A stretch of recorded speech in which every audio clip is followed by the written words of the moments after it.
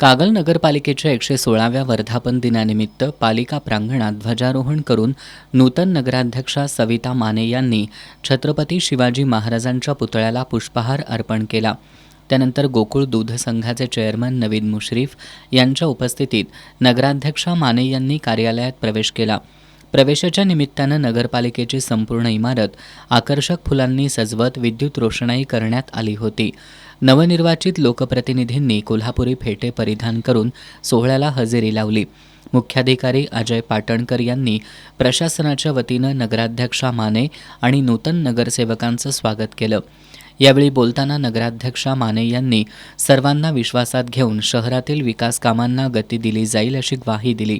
यावेळी नवनिर्वाचित नगरसेवक माजी नगराध्यक्ष प्रकाश गाडेकर, जिल्हा बँकेचे संचालक भैया माने, जयवंत रावण, अमित पिष्टे, दीपक मगर, आरोग्य निरीक्षक नितीन कांबळे यांच्यासह राजे मुश्रीफ गटाचे कार्यकर्ते उपस्थित होते.